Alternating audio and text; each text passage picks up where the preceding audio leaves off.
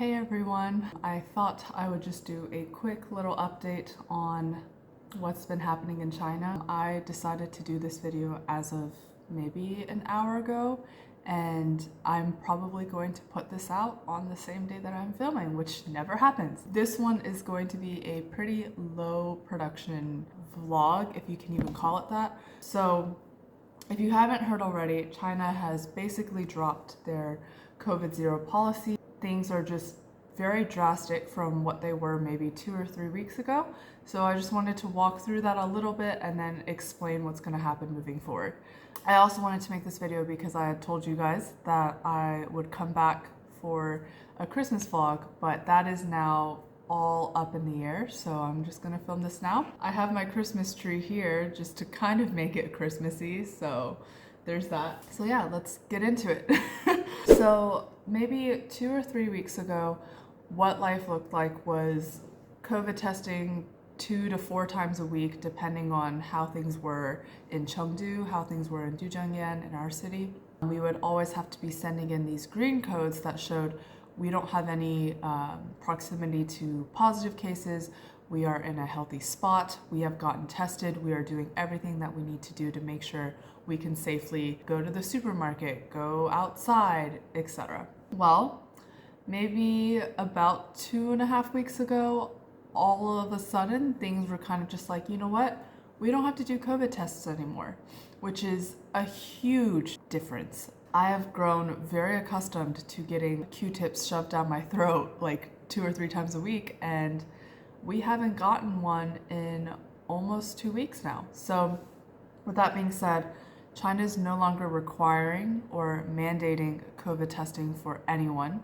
And this is not just in our city, this is all across the country that I know of. We also don't have to show green codes anymore wherever we go. That is also a very shocking thing because usually you see these QR codes that you have to scan into every restaurant, every store, every big area with lots of crowds, and that is no longer required. So what used to be like, oh, you always need to bring your phone. Oh, let me show you. I can show you what these green codes look like. So this is what your green code usually looks like. You have to typically scan it and then it shows like a check mark that you are in the safe zone. No longer needed, which is very strange because you would always need to bring your phone everywhere to verify that you were allowed to go outside. That has since been taken away. What's even crazier is now we're hearing that China is encouraging travel, and a lot of people have mentioned that this is bringing back the normalcy and also to try to kind of boost the economy again. As you may know, Chinese New Year is coming up, which is one of the, if not the biggest holiday in this country, and we usually have a very long winter break, and it is custom for Chinese people to visit their family and travel and see the country during this time.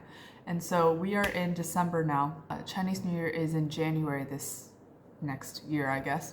And so it's perfectly timed where right before spring holiday happens, we are being told, go out and have fun, go out and travel. So this sounds great, but I'm from the US, so we have kind of heard this before. I'm kind of living through this a second time. And I remember when that all happened, we entered this peak season of multiple people getting COVID. The same situation is kind of happening in China right now, where people are now getting COVID left and right. No one in my family, including my relatives in China, had gotten COVID until 2 weeks ago. My cousin who lives in Beijing, the one who's been sending me kiwis, he got COVID. And what's strange is that his COVID symptoms were pretty severe. It was like what 2020 was like. He lost his sense of smell, he had a very high fever, and he kept testing positive for 8 straight days. Only on the 8th day did he finally receive a negative test. And so you're just seeing this rapid increase of COVID cases, and some people are completely asymptomatic and some people are facing pretty rough symptoms. All that being said, yes, it's great. We're having this ban lifted and all of these things, and these restrictions have been pretty much decimated. However, now if you look at it from a logical standpoint, we're going to face a lot more people getting COVID. And Where you stand on like your openness to that is up to you, obviously. But it's been interesting from our school's perspective. So those of you who come to my channel often know that I'm at an international boarding school, so our students stay on campus 5 days a week, and then over the weekend they go home. So the key thing is that they go home. Where's their home? It depends. Almost all students are from Chengdu. And then you have your exceptions from like other areas, typically in Sichuan. Chengdu has been one of the more severe cities to get impacted by COVID. Since things have changed, we have had students drop like flies. As far as I know, there are not confirmed positive cases, but this past week was definitely our hardest blow. We've had several, and I mean several students leave because they had fevers, they were feeling nauseous, they were feeling sick, and if any student had a fever, they were immediately sent home. I have several students who are joining classes from Zoom. In the middle of the week, this past week, we had an entire grade level sent home because one student was confirmed positive. And you just see, like, as I'm teaching classes, these like teachers will come in and like just feel the like foreheads of our students. If anyone feels warm, they get pulled out, they get their temperature taken. If they're okay, they go back to class. If they're not okay, they get sent home. So I heard from one of the faculty on Friday, which was yesterday, that the total amount of students on campus right now, I think, is like 60 something. And we have like, I want to say like hundreds, a couple hundred students. I don't know the exact numbers, but you can just tell like our student body has just gotten cut. Now we don't know what's going to happen. Something else to note is with spring holiday coming up, we were originally going to end school in mid-January. Because of what has been happening, the Education Bureau may actually move that end date earlier so that students can go home and rest. Because again, everyone is getting it right now. Next week is also supposed to be when we're celebrating Christmas as a school, but to be honest, I have no idea how many students will be coming in. I feel like everyone has just checked out for the holiday already, so if this happens, it happens, but all that to say, we have a Christmas program, supposedly, but everything is up in the air right now. We have no idea what the Education Bureau is going to pull on us. We have no idea what the government's going to say. So we are, as teachers, all preparing to end the semester abruptly in about a week. I just wanted to come on here and just give you guys an update on what's been happening the past 2 weeks since I've uploaded. I'm not sure what's going to happen now. And that is to also let you know, I'm not sure what I will be able to compile for Christmas. We will still be celebrating. It's just probably not going to be what we usually do or what the school usually does. And that goes to say, for spring holidays, some of you guys have asked, like, what is the plan? I have no plan. I am still trying to process what is the wisest thing for me to do. I've mentioned this before. I have relatives that live here. My grandparents live here.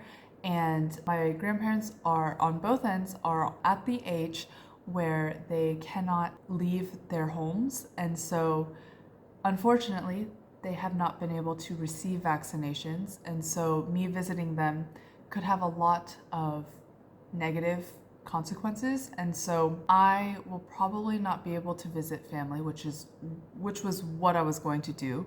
And just in terms of traveling, again, I have no idea. I don't know what's going to happen. I may just stick in Sichuan this year and explore this province because I've never been here before, even though I've been to China many, many times. If you are familiar with the Sichuan area, please leave some suggestions on what I can do here. I would love to just get any recommendations. Hopefully this was helpful and just a good update for everyone, especially those of you who are back at home. I feel like I will still have something to share on Christmas. We'll see. This is why I end all my vlogs with, I'll see you next time, wherever that may be, because I literally don't know. So I don't even know how to end this. If I don't see you for Christmas, Merry Christmas and Happy New Year, Happy Holidays, Happy everything. Let's be optimistic. I'm not an optimistic person, but I will see you next time. There will be a next time. I just don't know when and I don't know where. So You know the deal. And thank you to everyone who has commented on my last post. I am thinking about those still and trying to figure out what I'm gonna do next. So I appreciate it. I appreciate you all, and I hope everyone is staying safe, staying healthy, and staying, for the most part, positive, but not positive for COVID. Okay, bye!